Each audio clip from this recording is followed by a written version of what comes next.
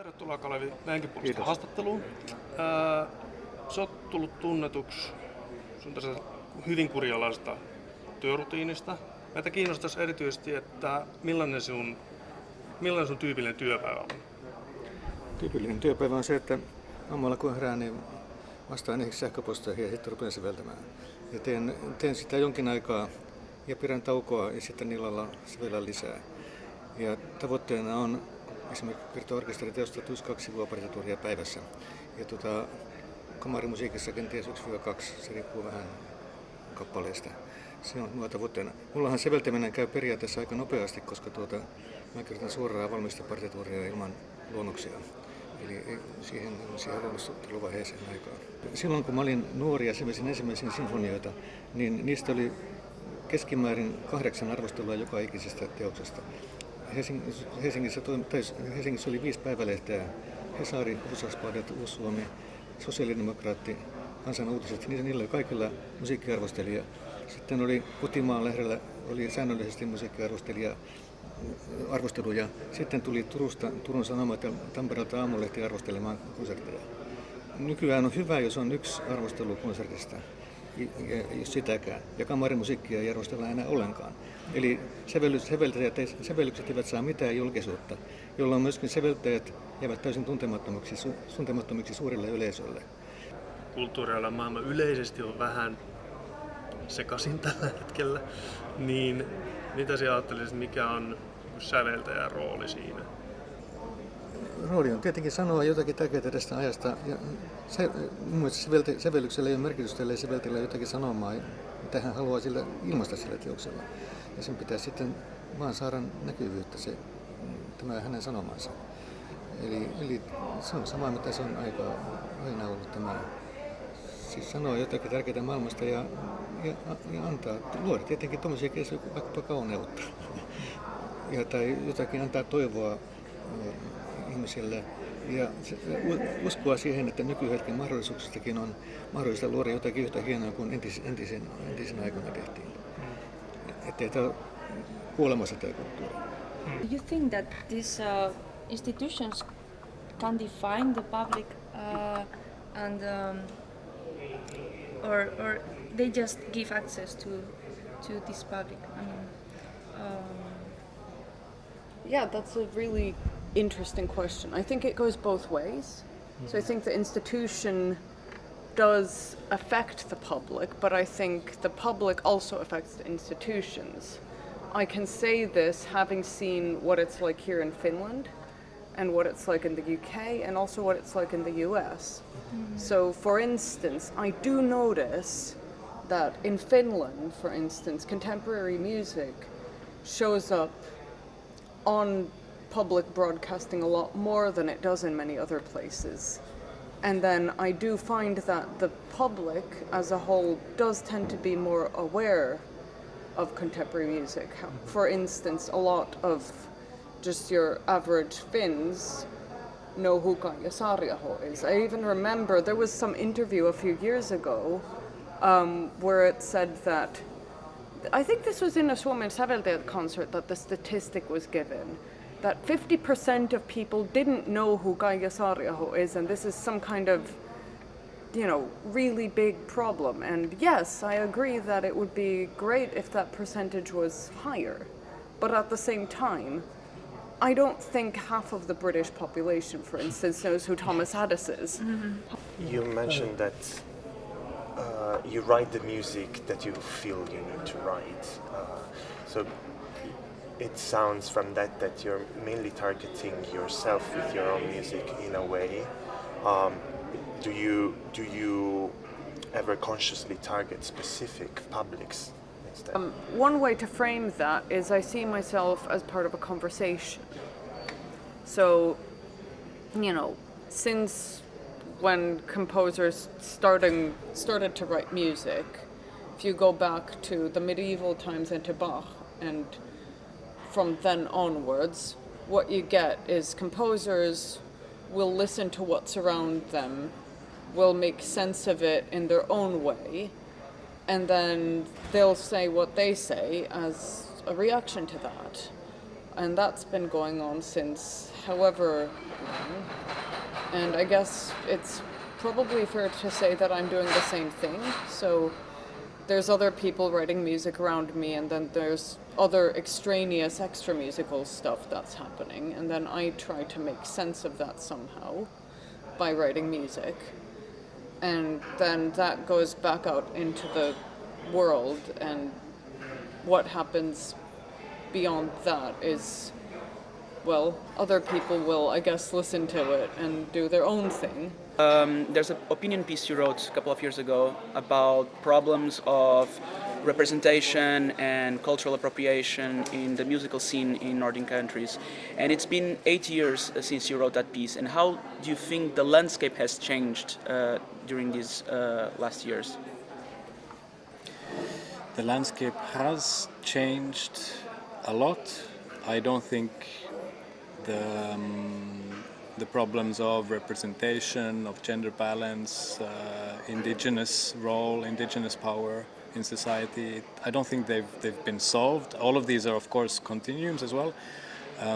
What I've been very happy about is that every position of power, every festival, every curatorship that I've been involved with as a partner or as a customer or as an observant nearby them, that they have a strategy for sustainability, they have a strategy for gender balance, they openly talk about these issues rather than expect them to somehow be solved naturally, or they realize that there's work to be done there and that there are steps that you can take, and these steps are taken.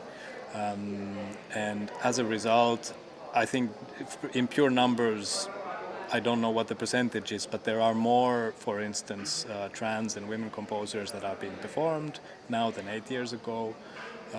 Also, historical repertoire, I think crucially, we used to think classical and romantic repertoire is kind of there, everything is there, but we found a lot of archival, we've done a lot of archival work, and there's been composers being found for those genres as well.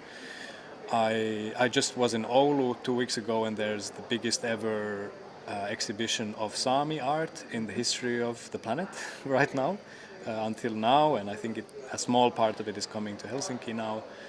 So these questions of indigenous representation on their own terms is something that I've just concretely seen being solved or being kept and being put on a high profile. I've seen a lot of positive change. I don't know what I'm basing this on, but I feel like we have a wave of conservatism at the moment. So I think it could have been much bigger. I would like to ask Lotta one final question, which is about the legacy that you would like to leave for the future public, if any. It's becoming more and more important for me to somehow try to carry some kind of humanity through my work. I also feel responsible for the tradition in a way. People are inventing the wheel again and again, and on the other hand, there are like so many things that have been done already. And it's always good to remind about those. If you know about them, one shouldn't forget the traditions in plural. But I would say the humanity is the legacy I want to somehow keep an eye on.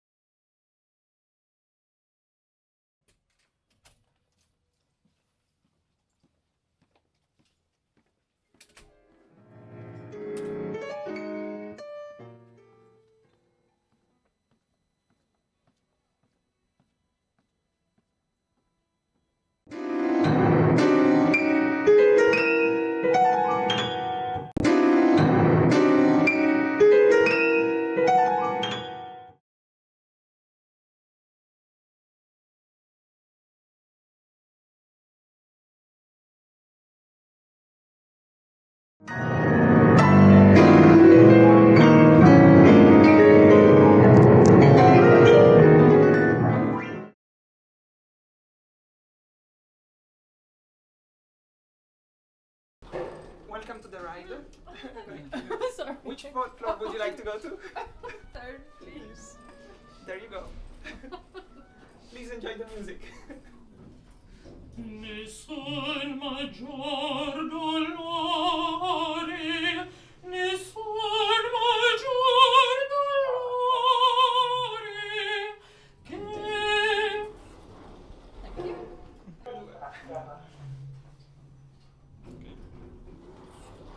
Hi, good afternoon. Welcome to the ride. Hello, wow. Which floor would you like to go to? Third, I need to go to work. Are you hearing some kind of concert on the elevator? What is happening? Can we record you guys? Okay. Oh. Welcome to the ride. Where are the Please come on snacks? board. Where are the snacks? So the main issue with music that is not intended for concert performance is that one cannot assume listeners will hear the entire piece, and its linear narrative may therefore be disrupted. However, what initially appears to be a limitation can instead be treated as an opportunity to explore music with different and potentially more engaging properties. And I am currently in the process of composing a piece specifically designed for public spaces. This piece is an acoustic sound installation whose development is closely linked to spatiality and audience behavior. My main objective is to use interactivity to produce a deep immersive effect in the listener. That is to use the properties of adaptive music to connect with the audience so that they feel identified with the work. I also intend to deconstruct the boundary between composer, listener, and performer, turning them into co-composers by allowing them to interact directly with the sonic result through guided improvisation. For example, players might react to how close listeners are to them, and may even try to influence audience behavior by encouraging them to move closer or become more or less engaged with the resulting sound. These immersive effects are only possible through music that is not linked to linear development, and where the public has the possibility to interact with the work. This piece is intended to be performed at the end of May in Vapantaitentila, and I hope it will have a strong and engaging impact on the listeners.